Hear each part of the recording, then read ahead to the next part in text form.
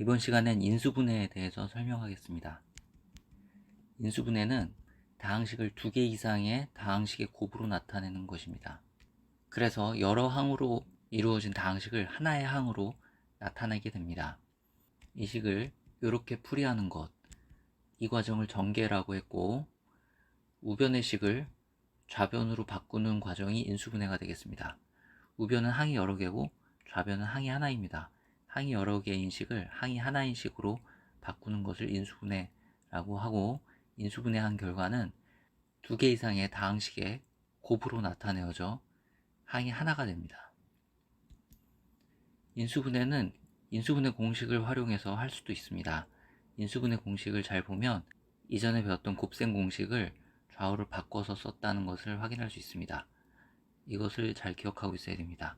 예를 들어 이런 다항식이 있을 때 2번이 생각이 나야 됩니다. a가 x고 b가 1인 경우가 되겠습니다. 따라서 위식은 x 플러스 1의 세제곱으로 인수분해 되게 됩니다. 이런 식을 보면 요 식이 생각이 나야 되고, 이 식에서 a는 a고 b가 3b인 경우가 되겠습니다. 그래서 위식은 이런 식으로 인수분해가 됩니다. 인수분해하는 방법은 공통인수로 묶는 게 기본입니다.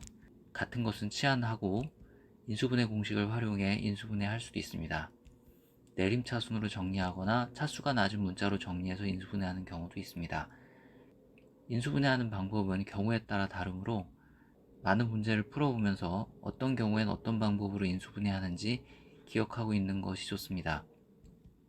예를 들어 이런 문제 같은 경우에는 x제곱 마이너스 5x를 x로 치환하면 이렇게 정리가 되고, 이것은 이렇게 표현할 수 있습니다.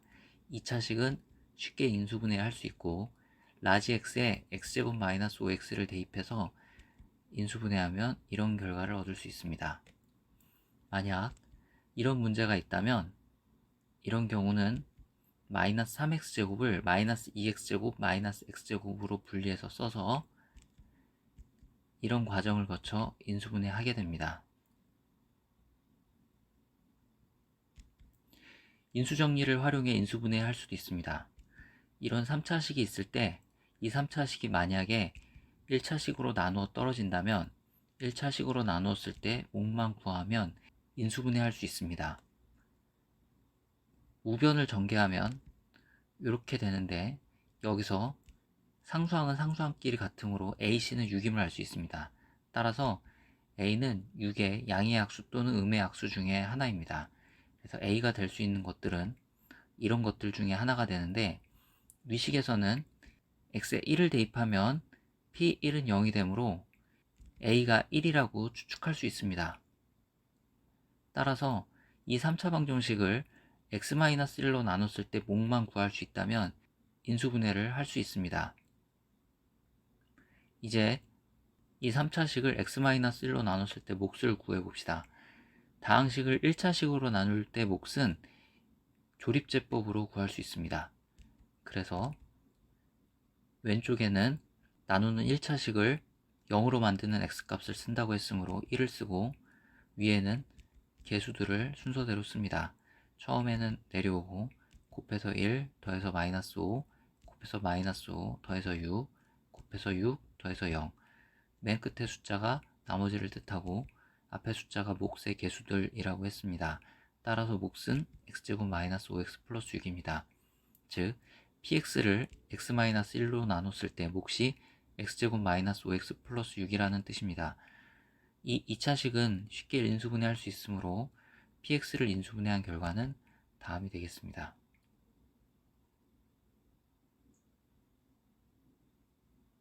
인수정리를 활용한 인수분해는 1차식에 인수가 있을 때만 활용 가능한 방법입니다.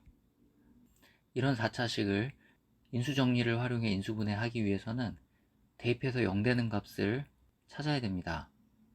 그렇게 대입해서 0 되는 값은 상수항에 양의 약수 또는 음의 약수들이 대상이 될 수 있습니다. 그런데 이런 경우에는 이것들을 모두 대입해봐도 0이 되는 값이 없습니다.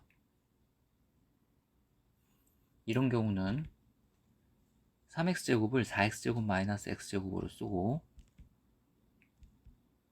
이런 방법으로 인수분해할 수 있습니다. 인수분해한 결과를 보면 1차식의 인수가 없음을 확인할 수 있습니다.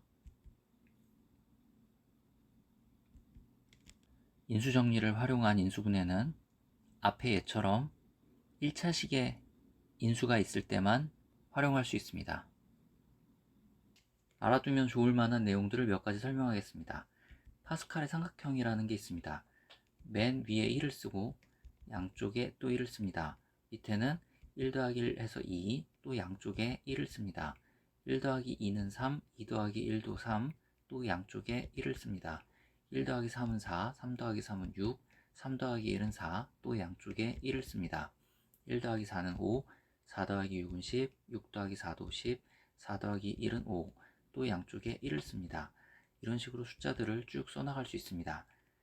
이 숫자들이 의미하는 바는 곱셈 공식에서 요식을 전개했을 때 개수들하고 같습니다.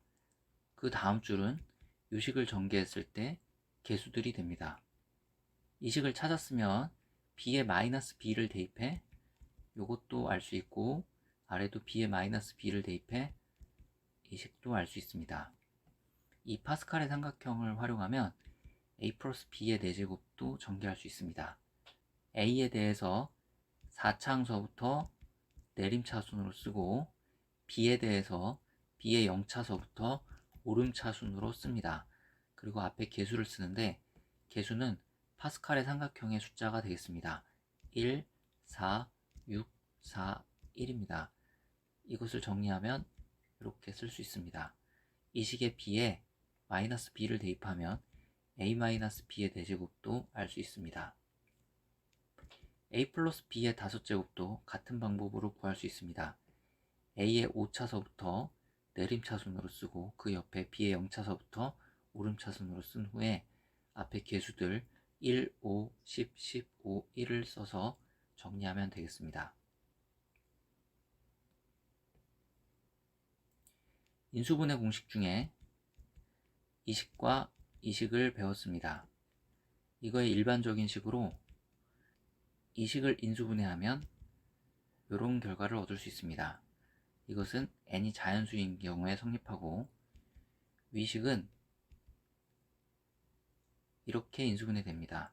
이것은 n이 홀수인 경우에 성립합니다. 이 두 식도 알아두면 좋습니다.